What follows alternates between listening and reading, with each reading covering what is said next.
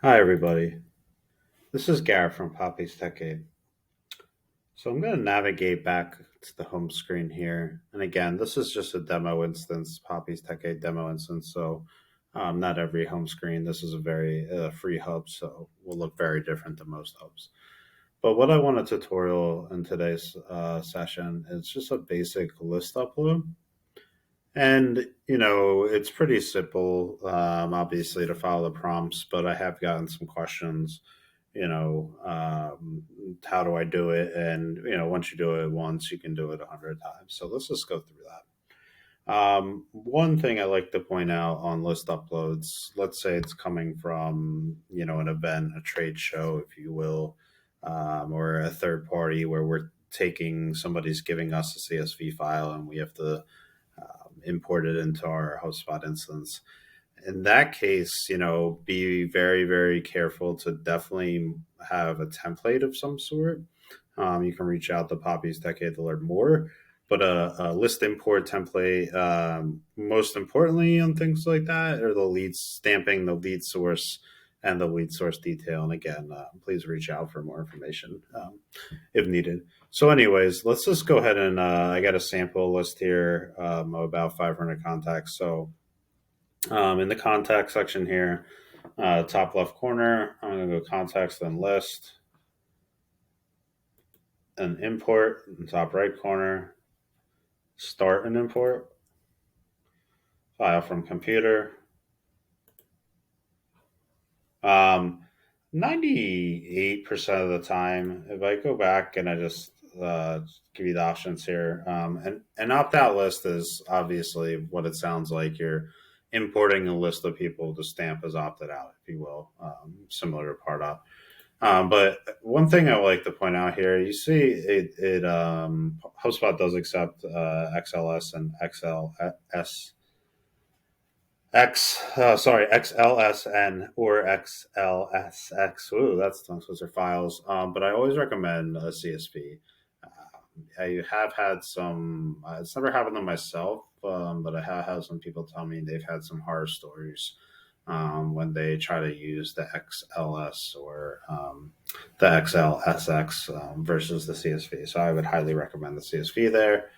So next, 99% of the time, it's going to be one file. I won't even get into this one at this point. 99% of the time, you're going to have one file here.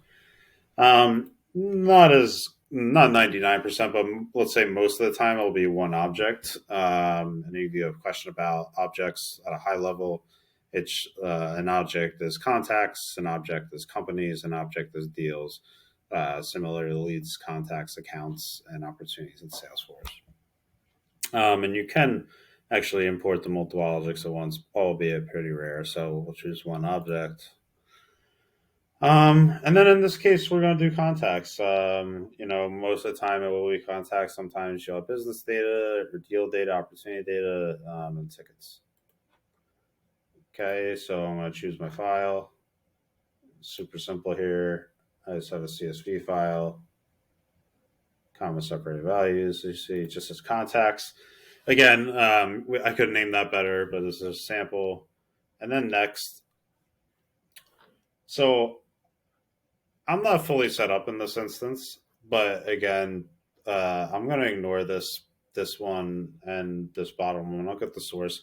The more important thing for this sample, make sure you go okay, first name, last name, email address, phone number, blah, country, region. Make sure that matches up.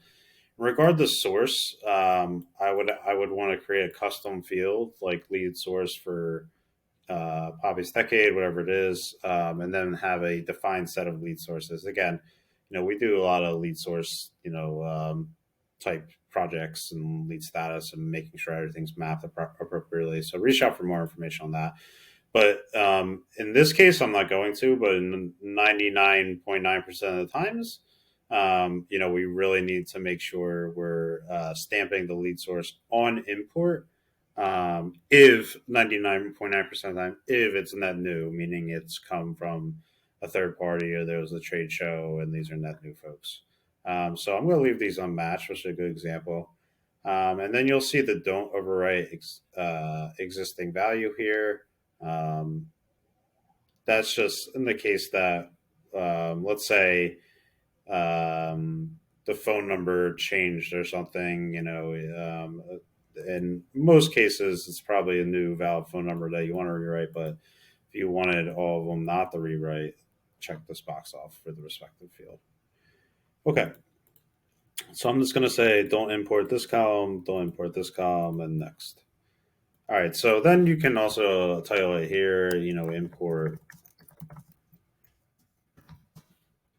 Create a list. Yeah, usually you want to do this. That will give you a list of these contacts, and then you're always going to have to agree here. So go ahead and finish import. And that's just saying, you're not spamming people for lack of it. You're not planning on just buying a ridiculous amount of data, dumping it in the HubSpot. So let's finish this import. Um, and if somebody is curious about the source of these contacts, these are actually coming from Wix, another what Poppy's Tech Aid uses to run their site. Okay, so this is good. We have a few errors, which is good. Two of those records were already in there, which is new. They're testing records. So let's download the error file and see what it looks like.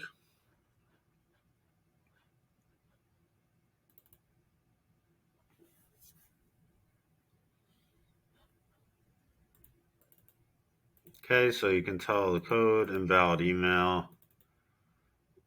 Okay, that means it's .com, not .co. So that's a typo, if you will, in the email itself. And these are good call out, HubSpot. These are duplicates, meaning they're in there twice. So that's nice to have peace of mind. They're not going to create the context twice. So, okay, I would have deleted this person anyway, probably. So I'm not worried about that. But those are what the errors are about. Good to know. But I also want to show the list. There it is. Exciting. And then, you have a place to start, right? And that's very cool. So, anyways, the HubSpot will try to make a match on associated company based on domain, but that's another lesson. So that's how you do a list import. Again, most important thing, always try to mark lead source and lead source detail if you have that as well, for net new folks. Okay, thanks so much. Have a good one, everybody.